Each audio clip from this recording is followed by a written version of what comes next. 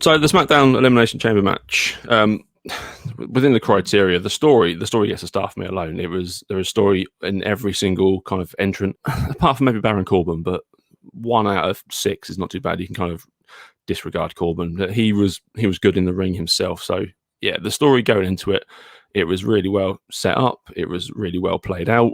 What I like what SmackDown did in their chamber, what Raw did not do with theirs, is that everybody in that match had some type of storyline against each other.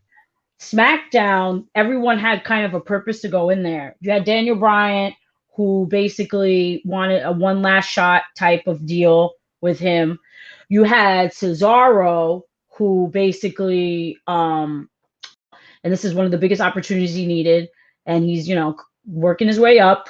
So coming out of this event, people have, mainly on Facebook, and I take a lot of what people say on Facebook with a pinch of salt, that Cesaro was buried in this. And I mean, there's absolutely no way that a man who opened the match up and lasted 34 minutes, I think, and eliminated King Corbin along the way, was in any way buried. He was superb in this and came out looking like an absolute monster. His one-legged swing on Daniel Bryan to just injure that leg even more was just a work of genius. Cesaro was the MVP of the whole entire, match, in my opinion. He showed, he showed basically, like, even though you lose, you could still run a program and still be on top. So, he was one particular person I enjoyed watching as well. So it gave good story too, even though there was already a story into it. It gave, like, each of them had their own, thing going on in the match. It's just asinine. Like, you can't bury that guy. They've tried. Remember Antonio Cesaro with Oksana, where he's like, Vivid Rasta. You're like, no, they did that stupid shit. They tried, and they still got over. So there's no burying Cesaro. So overall, the winner, Daniel Bryan, was the winner. I was really happy for him. I'd hoped he would get his match. It was announced later that night, but it happened immediately after. And I mean, I'm fine with it. I absolutely popped when Bryan hit the label lock or the yes lock straight away. And then you just realise that hang on, he's too beaten up for this to work. And Roman just overpowered him and, yeah, destroyed him in the end with some really mean-looking Brock Lesnar-esque shoulder elbow strikes to the face in the prone position. So yeah, it was quite good. It worked well with Roman's character. I like that they made Roman look strong and they didn't make Daniel Bryan look weak. And in turn, it didn't make all the other competitors look weak as well, because the competition that he has had against all of them to survive to even get to Roman, it was good.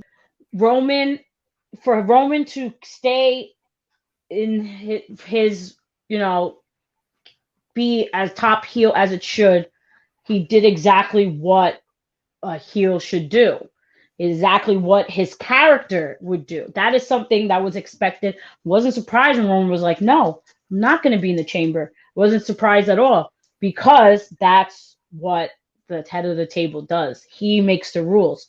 Overall, I'm giving a star for story. It's lit. It was lit. So the story gets a star. I'll give it a star. I'll give it a star because it did build up to what everyone thought, even though the outcome was like kind of not what expected. But I give it a star because it was a good match. It led to, it did follow through with what it was building up to. So I give it a star. I gave SmackDown a star. SmackDown is, yes, the star. In ring wise, it was superb. It seems odd to say match of the year already because it's only middle of Feb, but it was one of my favourite matches I've seen this year for in-ring ability. All the guys is top quality. Marcus said on one of our recent Raw shows that it was a Ring of Honor match, basically, with Baron Corbin thrown in and Jey Uso there. But even those guys, they performed admirably as well. I love Jey Uso just sitting in his pod the entire time, not reacting to anything until he got in there, and he was really impressive. His dives or his frog splashes from the top of the cage looked great. They were all fantastic in the ring. That was a great match from beginning to end. That was good. That's a star off the bat. The performance, like the actual in-ring performance, yes, that was It was great, from Cesaro climbing on the, on the chamber, and then all that, and then that, all that. It gets a star for me because they incorporated some of their moves with the cage very well.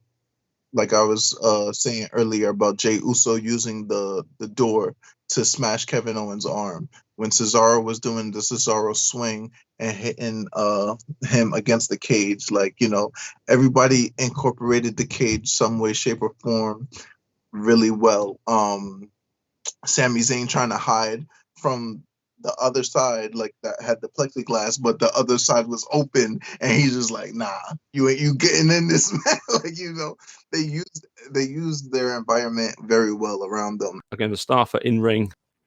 The stipulation, I love the chamber. It's always one of my favorite matches. The tag one from a few years ago is probably my favorite one because that was just chaos. But yeah, it's a good stipulation. It's not overdone like Hell in a Cell is at this point. I mean, it will be if they carry on doing 2 a year for however many years. But yeah, it was all right.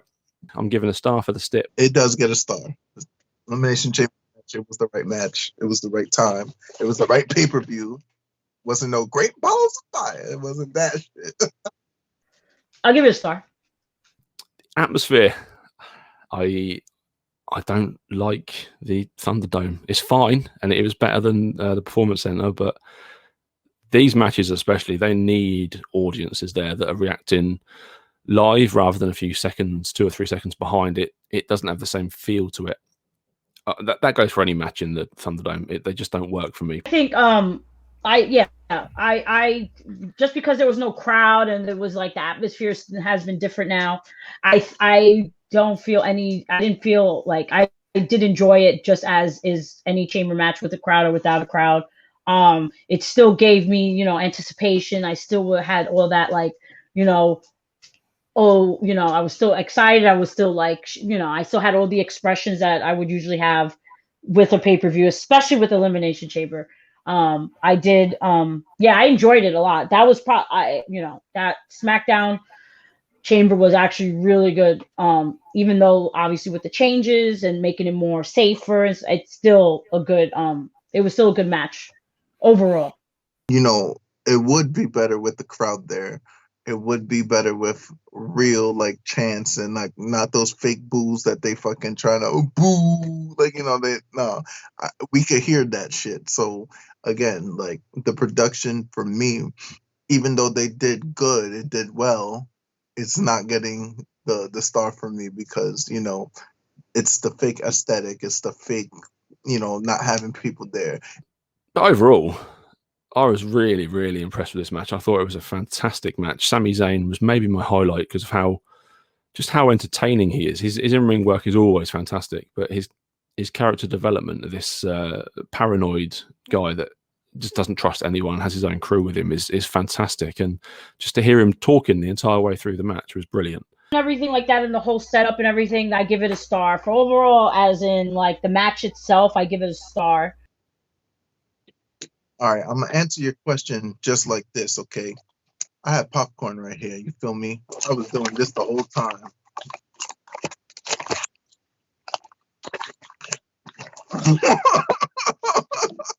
And I'm giving a star for overall, the whole thing combined. So for me, this is a 4-star match.